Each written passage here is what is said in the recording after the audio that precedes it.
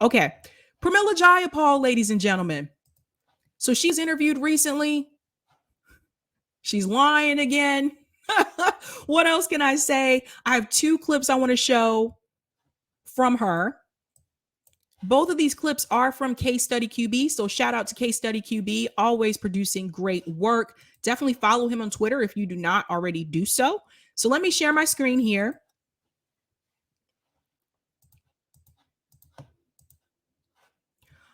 Okay. So Pramila Jayapal is asked about Democrats polling low versus Republicans and if it is a marketing failure of the Dems. Listen to what she says, you guys. Oh, listen to what she says.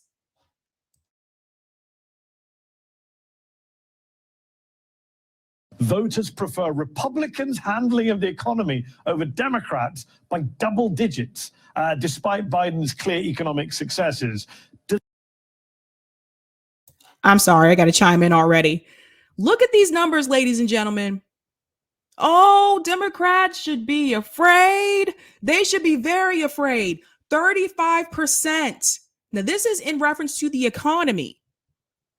54% prefer the Republican Party in reference to the economy, in reference to who is going to do a better job. Now, this is very alarming. I hate to say I told you so, but I told you so. Now, Mehdi, I hope I'm pronouncing his name correctly. He went on to say, despite Joe Biden doing a great job, that's a lie. That's a lie. I'll get into that in a minute, but let me finish the video. Does this reflect the collective amnesia on the part of a lot of Americans, especially in relation to all the damage Republicans have often done to the economy and left behind for Democratic presidents? Or is this a messaging failure by your party, by the White House? Well, I do think that this is why at State of the Union, it's going to be really important for the president to talk about, with this huge bully pulpit of State of the Union, to talk about what we have accomplished as Democrats with the American Rescue Plan, cutting hunger by 32%, cutting child poverty in half, creating more. Got to stop her there. I'm sorry. Cutting child poverty in half. I've said this before a couple months ago. That is not a bragging point. What about the other half of children? They're just supposed to starve. They're just supposed to stay poor. Like, Democrats need to stop bragging about this. This is not something you should brag about. Well, we saved half the kids. Just stop. Just stop. And did they really save half of the kids? Because if I remember correctly, didn't they end the child tax credit? Correct me if I'm wrong, you guys. Let me know. Am I wrong? Let me know in the chat. But if I remember correctly, I thought they ended the child tax credit. And if that is the case, which I believe it is, then they didn't cut child poverty in half. What they did is they put a Band-Aid on a wound and made a temporary solution. They didn't fix the problem. This is a problem. This is what they do. They put Band-Aids on wounds, hoping that this will be enough for now. They never actually resolve the issue. And that's why we continue to have poverty in this country, high numbers of poverty, higher than it should be in a country as wealthy as the United States. This is why things do not improve for Americans in this country, for working class people, for poor people in this country, because all they do is put a Band-Aid on a wound and say, good luck. They don't close the wound. I'll go back into the video.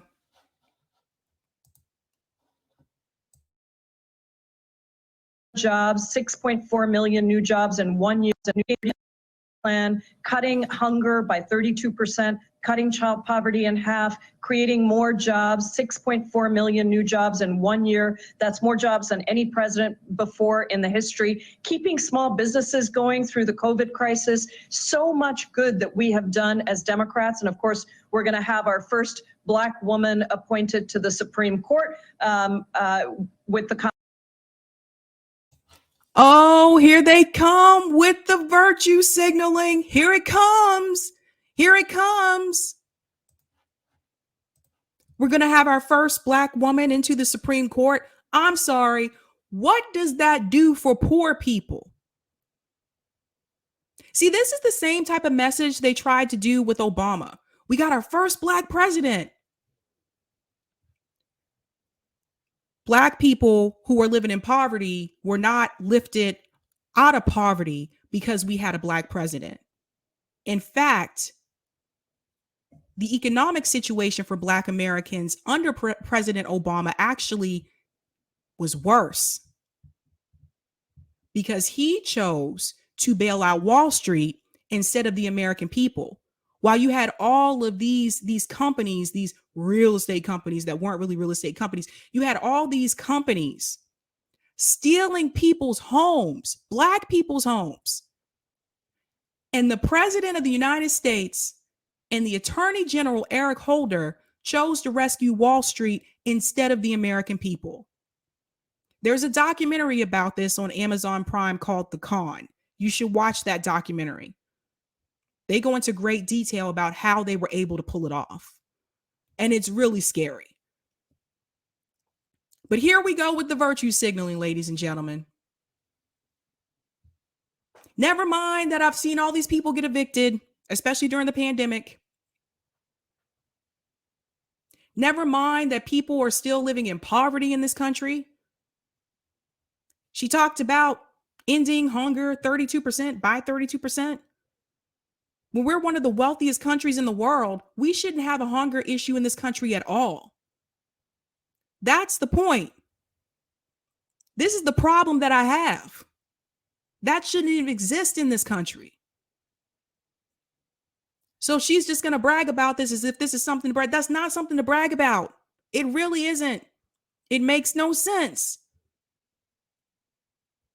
So because you put a Black woman into the Supreme Court, or they're going to put a Black woman into the Supreme Court, who, by the way, is corporate, look into her background. She supports corporations, not the people, which is exactly what they want. Let's not fall for this again. Let's not go down that same road that we went down with Barack Obama. Let's not fall for the virtue signaling. When I'm still seeing police officers on video kill unarmed Black people, when I'm still seeing schools in Black neighborhoods underfunded, under-resourced, heavily policed, when I'm still seeing Black communities in this country living in poverty, not given the opportunity to get out of poverty, because poverty is a circle, a cycle. It's very hard to get out of it. And if you've never been poor, you do not understand that. You have to experience it. When I'm still seeing all of these inequalities going on in this country for Black communities, the fact that you put a Black woman into the Supreme Court doesn't mean a damn thing. I'll go back into the video. Confirmation of Judge Ketanji Brown Jackson. And so I think that there is a lot that we have been able to do, but we do have to tell the story better. And we've got to focus on these things that we have done for pocketbooks, for the economic successes of families across this country, with the child tax credit, with the stimulus checks that we put out there, with the stimulus checks that you shortchanged us. The stimulus checks that were supposed to be $2,000, those stimulus checks. Pramila Jayapal says, we got to tell the story better, ladies and gentlemen. See how this goes? We're not telling the story in the right way. We have to convince people that Joe Biden's been doing a great job, even if he hasn't. We got to tell the story better.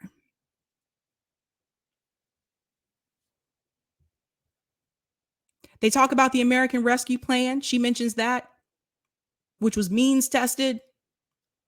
Should have never been means tested. So I think we need to stop pretending like Joe Biden is like this FDR of the 2000s, because he's not. And even with FDR, it was the people who rose up and pushed FDR. And Black people were left out of a lot of those opportunities, by the way. This is Pramila Jayapal. Every time I see this woman's face, her face to me just says, I'm about to lie. Every time I see her face, her smile looks fake. She should have a t-shirt or have her hat that says, I'm about to lie. Seriously. Let's finish the video. Eviction moratorium, so many things, but we don't always, we're always focused on the next thing.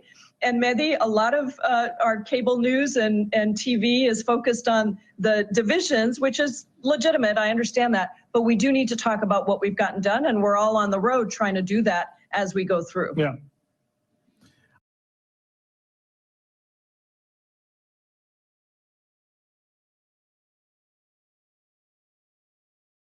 Voters prefer Republicans' handling of the economy over Democrats by double digits, despite Biden's clear economic successes.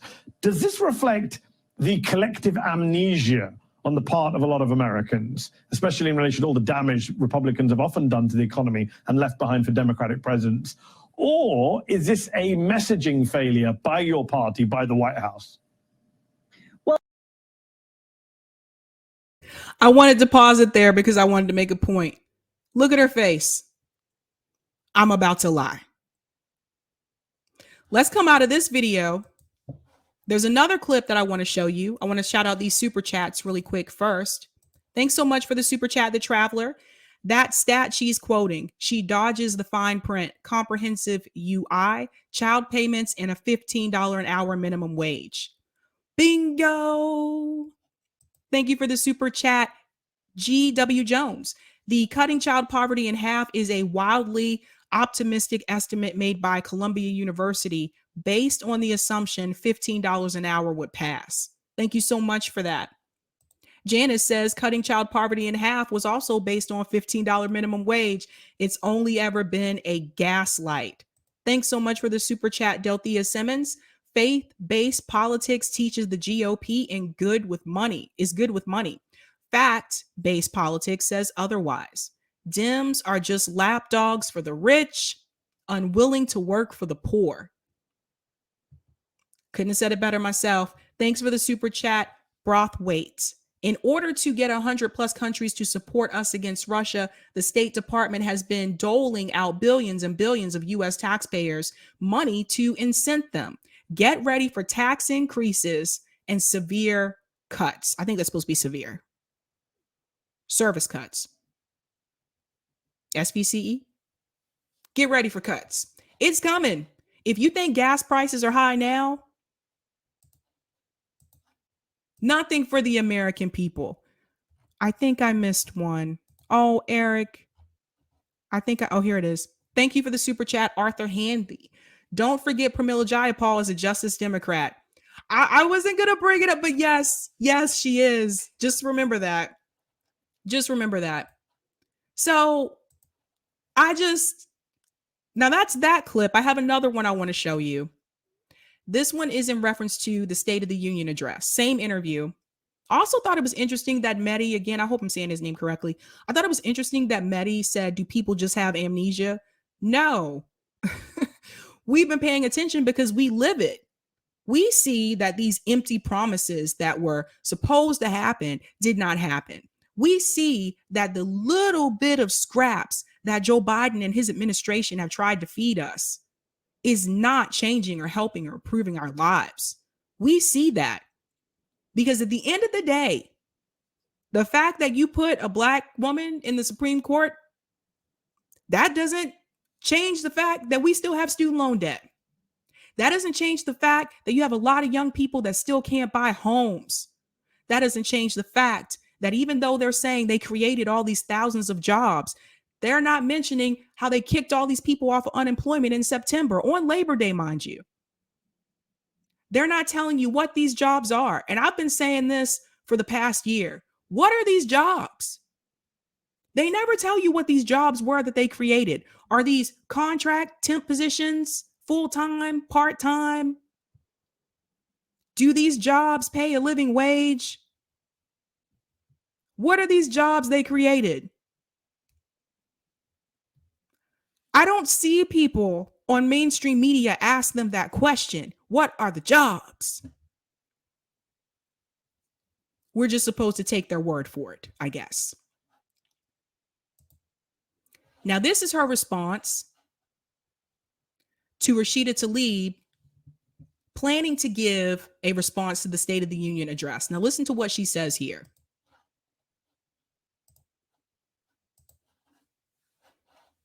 Sharing my screen.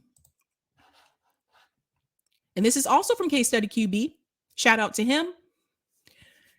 All right, this is also MSNBC. Pramila Jayapal asked about Rashida Tlaib giving the progressive response to the State of the Union address and if it is a divisive move. Now, remember, someone already mentioned this in the chat that Pramila Jayapal is a Justice Democrat. I want you to keep that in mind when you listen to this video.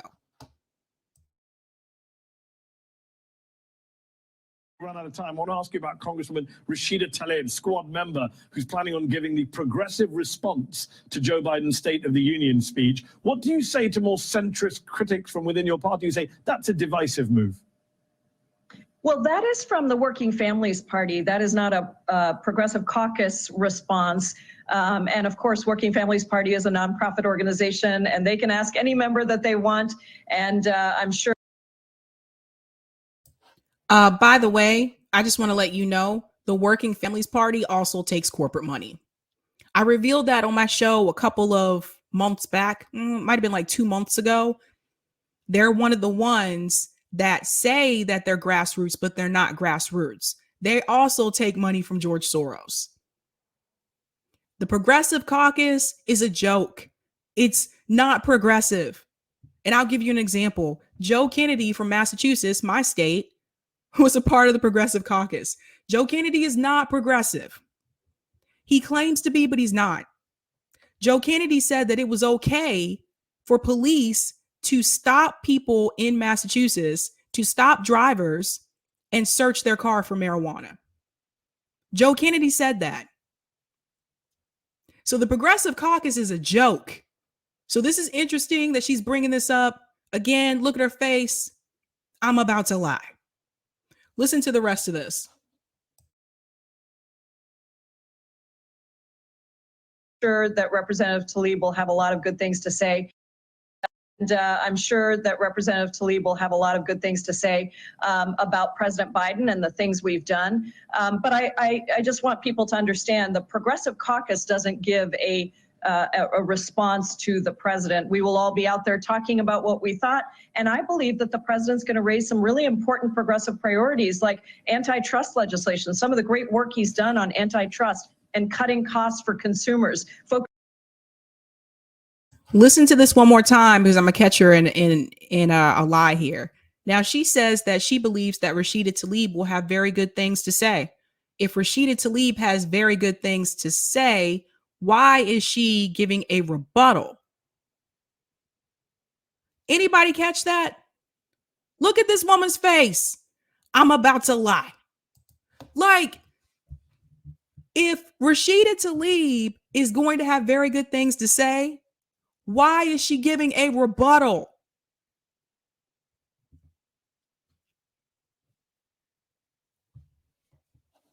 I'll go back in.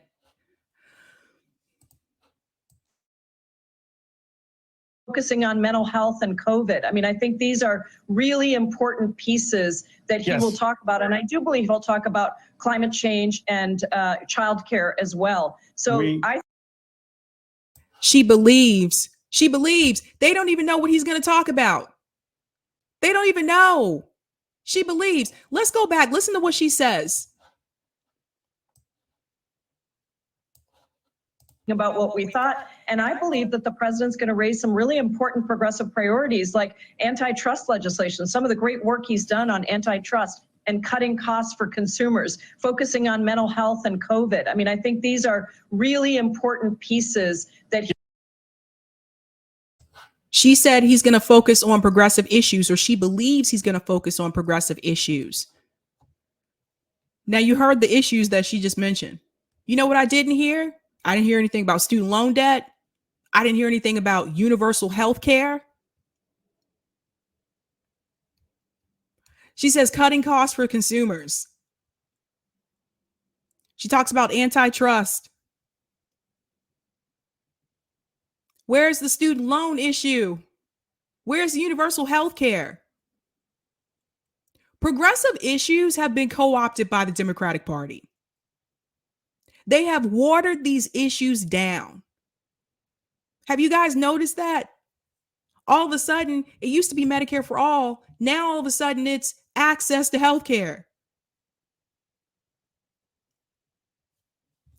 I'll go back in. Listen to what she said. She said, oh, I believe he's going to address climate change as well. What is there to address? The research on climate change has already been done. How is a president who is continuing to do fracking, who is pro-fracking, how in the world is he going to address climate change? How is a president who is pro-war, who just bombed Somalia last week, when you know that the military-industrial complex is the largest single most polluter? How is he going to address climate change when he is contributing to it?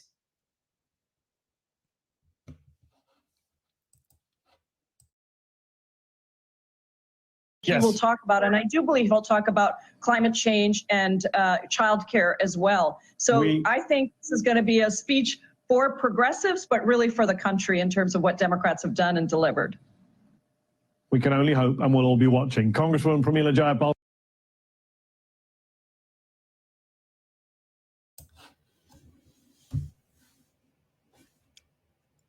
I don't know what else to say except the fact that this woman is full of it.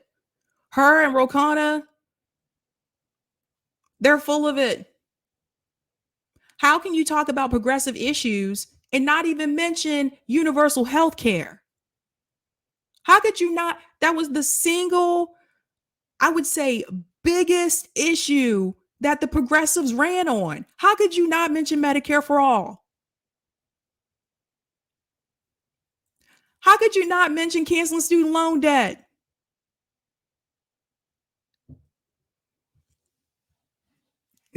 Golden silence. I hear you. Cut the check for ADOS. How could you not? What happened? What happened to these issues?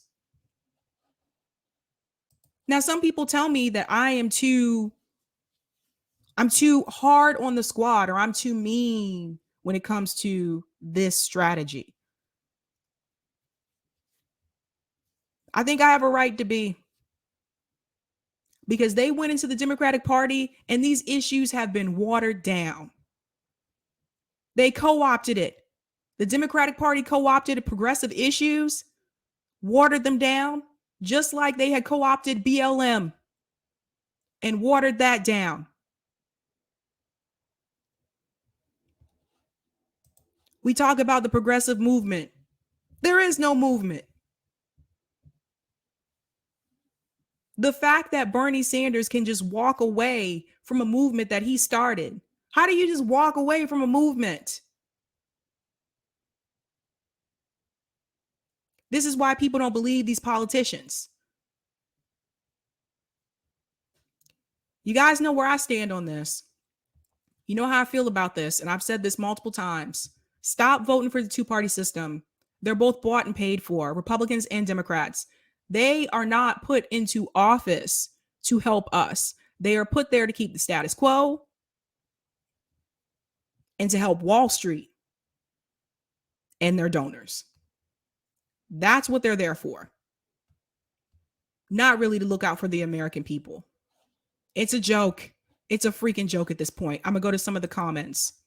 Thank you for the super chat, Delthea Simmons. Temporary programs don't end perpetual problems. A limited tax credit doesn't end poverty for anyone. That's obvious on its face. Thank you so much for that, Delthea. It's true. Like, really, man, you think people falling for this? Blue Moon Red Wine, what's going on? Says, haha, he called State of the Union to announce a nuclear war. Maybe. Who knows? Who knows? I wouldn't expect to hear much from Joe Biden tonight except word salad. That's what I'd expect to hear. But when you want to look at their time in office, the Democratic Party, this administration has failed. They said they were going to handle on immigration. They can't even figure that out. They still haven't fixed the immigration issue. There's still kids in cages, by the way. All those people who had tears when they were at the border when Trump was in office, AOC, where are those tears now? So that situation still has not changed. Haven't done that. Haven't canceled student loan debt. No $15 an hour minimum wage, which according to Professor Wolf, it should be more than that. I'm going to try to see if I can get him to come back on. And none of these things have been done. No paid family leave, no paid parental leave, no health care, nothing. It's a disgrace and it's embarrassing. Absolutely embarrassing. We will have to push them from the outside because the people that we put in to push them from the inside are not doing it. They've been co-opted too. That's what happens when you go into a party that's owned by Wall Street. If you think they're going to let you come in there and change the party, you are sadly mistaken. Sadly mistaken. Money rules and money talks. And that's what's happening. So even though they took grassroots donations, they went into a party that is corporate. So I have to remind you, the Democratic Party is a corporation. And if you think that a handful of people are going to come into a corporation and just change it, one that has been established for years and controlled, I feel bad for myself that I fell for it. I feel bad that I bought into it and I believed it. What the hell was I thinking?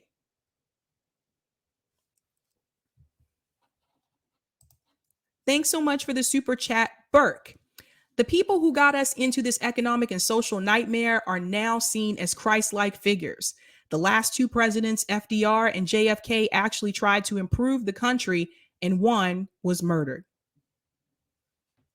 Well said, Burke. Thanks so much for the super chat, Colin. Hey, Colin. How can it be a duopoly when both parties are one in the same? Good question. Good question. And I'll explain this to people, especially if you're new to my channel. You may not have heard me say this before, but some people will refer to Democrats as left. Democrats are not left. Those are liberals and those are neoliberals. They're still to the right. Left is what I am. We are further left than the Democratic Party. And I got to be honest with you. Ever since Bernie Sanders, I moved even further left.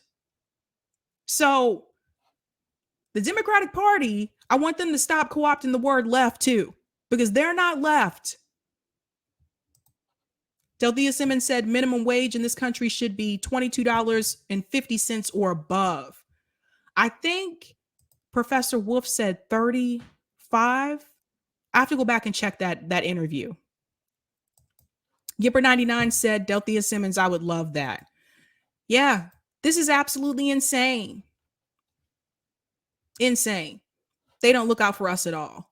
I have friends who are from UK. I have friends who are from Sweden, all these other different countries where it is obvious they try to take care of the people in some way, shape, or form. Now, is it perfect? No.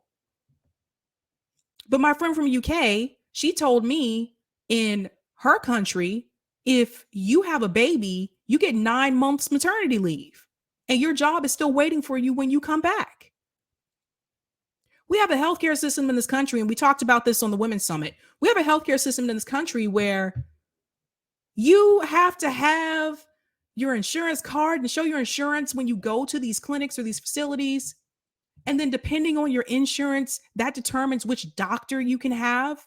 And then depending on your insurance, that determines whether or not you need to get a referral to go see a specialist. All these extra steps and paperwork. It doesn't make any sense to me. If you move, and as someone who has moved a lot, if you move, it's even worse. You got to start all over. You got to find a new doctor. You have to find a doctor that's taking new patients. It's ridiculous. This system is terrible. And I'm sorry, but I don't see anybody trying to fix this. That should have been number one priority. They should have fixed the healthcare system, especially given the fact during a pandemic. How could you not? And you had progressive members who didn't want to force the vote against Nancy Pelosi during a pandemic for Medicare for all. They didn't even try. And to go on to national television for Jamal Bowman and Cori Bush to go on to, I think it was CNN, to go on to CNN and make it seem like they weren't going to vote for her, and then only to get there and vote for her. Shame on them. How dare you even make it seem like you're going to fight and you're not?